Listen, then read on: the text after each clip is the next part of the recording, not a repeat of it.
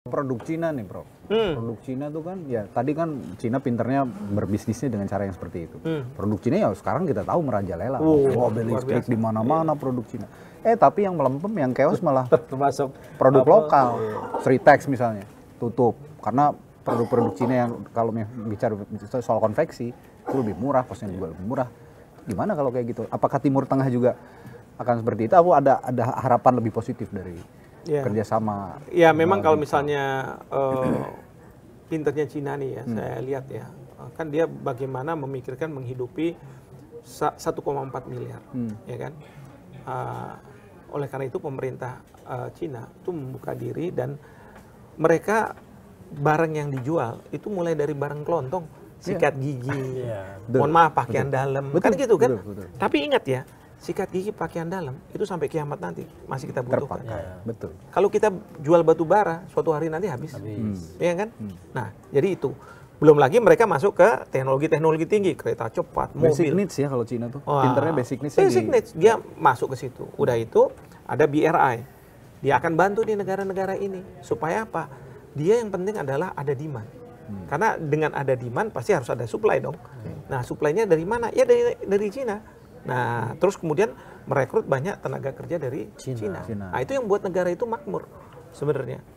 Nah, bahwa itu harus bersaing dengan perusahaan-perusahaan lokal di Indonesia, Soviet menurut mereka. Kalau perlu udah mati aja. Iya kan? Nah, ini sekarang bagaimana kita di Indonesia harus bisa melindungi pelaku-pelaku usaha kita, UMKM. Nah, ini para menteri ini kerjanya ini harus benar-benar bisa bagaimana nih menghadapi fenomena seperti ini.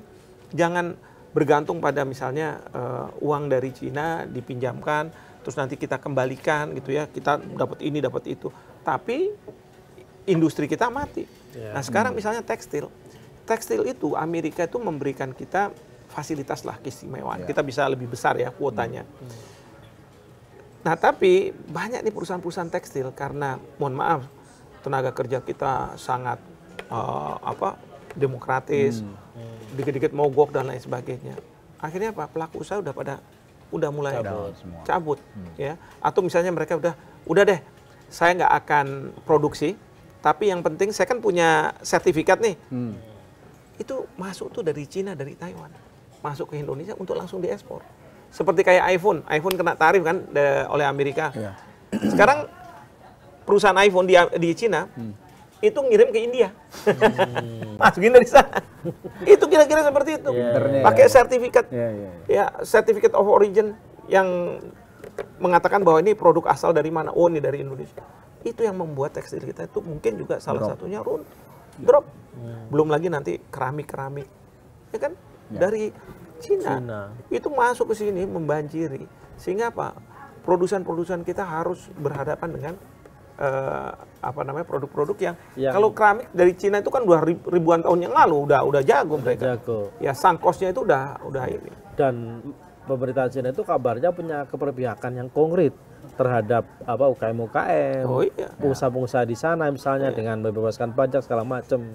Sementara di Indonesia, sekarang orang kalau misalnya mohon maaf ya, beli di Tokopedia misalnya atau apalah gitu ya, kan ada tulisannya pre-order. Itu dari Cina tuh langsung. Ya kan, sekarang negara di Indonesia ini bisa kehilangan pemasukan dari pengenaan bea terhadap barang. Ya kan harusnya masuk barang biasanya oleh import itu yang akan dikenakan. Tapi kalau sekarang peer to peer langsung, wah selesai urusannya udah.